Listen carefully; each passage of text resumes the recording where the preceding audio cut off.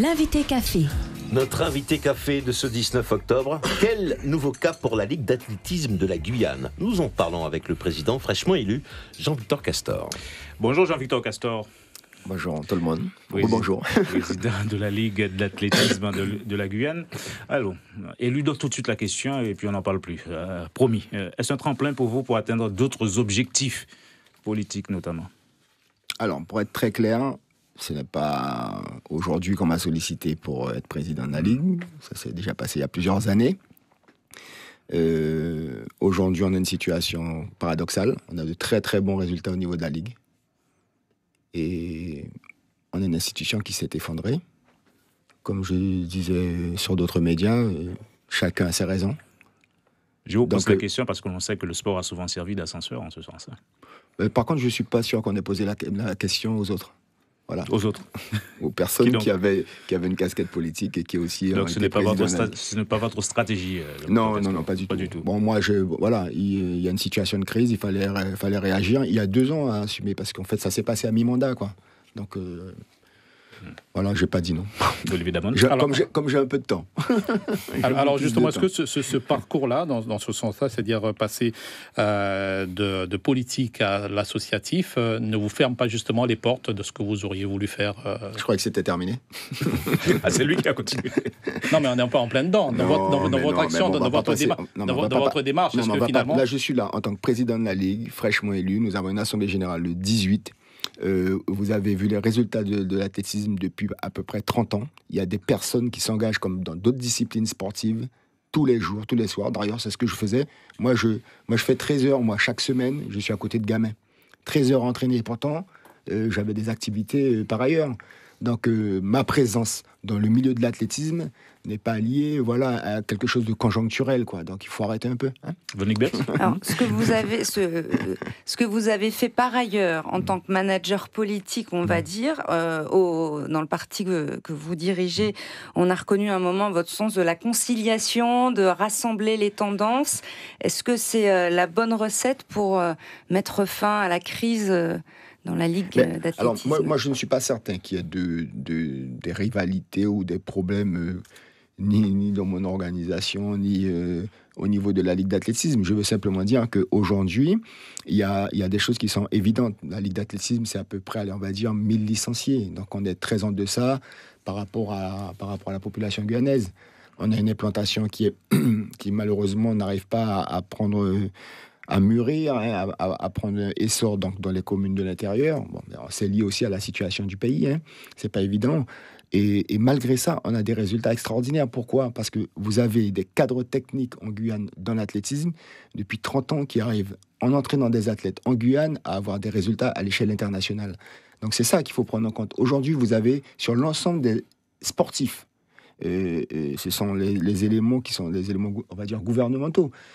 Tout sport confondu, la seule ligue, la seule discipline qui a des athlètes sur la liste de haut niveau, c'est l'athlétisme. Nous avons Harrison. C'est quand même doué pour écarter les... Non mais c'est une façon de vous... Non mais je veux vous dire tout simplement que aujourd'hui le problème... De bons résultats malgré une crise interne. Non mais ce que je veux dire, le problème c'est pas une question de rassembler, parce que je ne pense pas que la crise elle porte sur des dissensions essentiellement. Je dis tout simplement qu'il y a un État aujourd'hui où il y a eu plusieurs démissions au niveau du comité directeur et où il restait que 4 personnes et 2 personnes réellement actives. Donc sur 13 personnes, ça ne peut pas fonctionner. Et donc ça ne pouvait pas non plus durer. Donc les quelques personnes qui sont restées en place, M. Alaïs et Mme Huguette René, ont pris la décision d'essayer de relancer les choses. Plusieurs personnes ont été sollicitées, dont moi.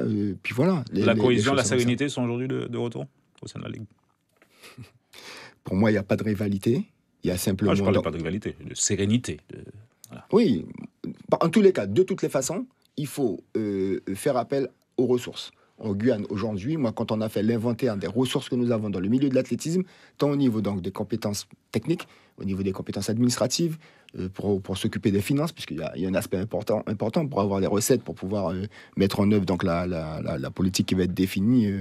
Très certainement, on va commencer avec l'Assemblée Générale et un peu plus tard avec un grand séminaire que nous allons organiser pour avoir le projet athlétique. Je veux dire tout simplement que nous avons, en tous les cas, tous les atouts pour pouvoir franchir une nouvelle étape.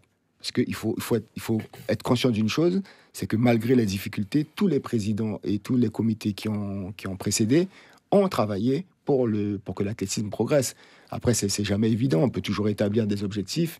Et puis, pour y arriver, il y a toujours des contraintes qui sont liées Moi, j'ai envie de demander quel sera le plus Castor, Jean-Victor Castor. Disons que moi, j'ai mis 2 conditions.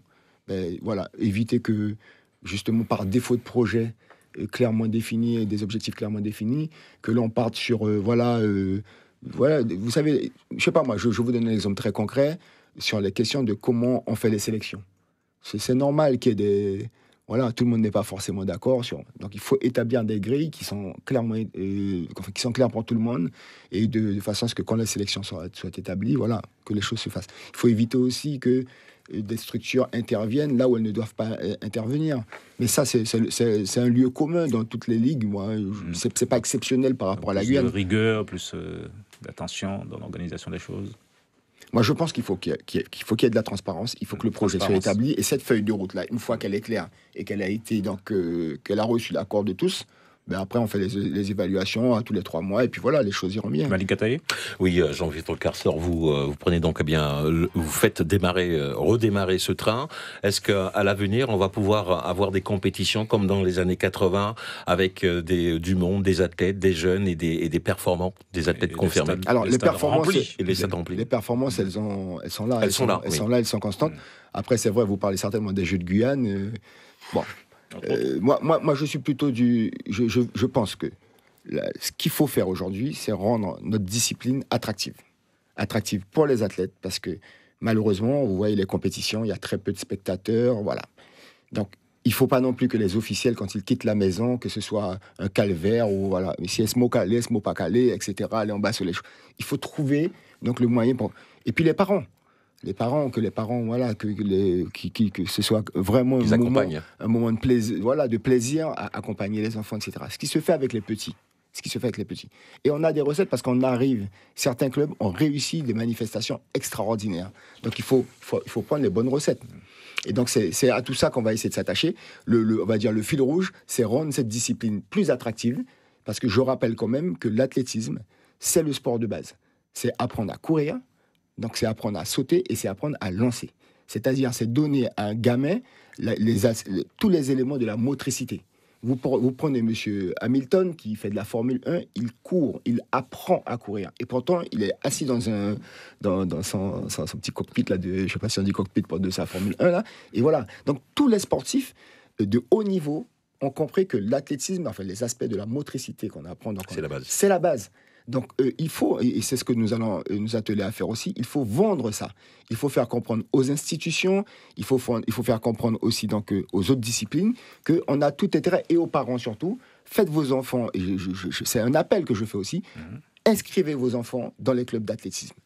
Parce qu'ils vont gagner en motricité, ce sera très bon pour eux, pour leur vie, pour leur santé physique, mais ce sera très bien pour eux aussi, pour qu'ils fassent les bons choix et qu'ils soient meilleurs dans les disciplines qu'ils vont choisir.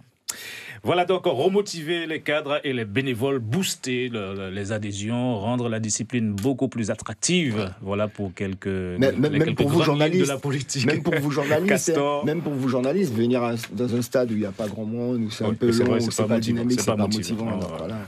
Merci Jean-Victor Castor. Allez, merci. L'invité café.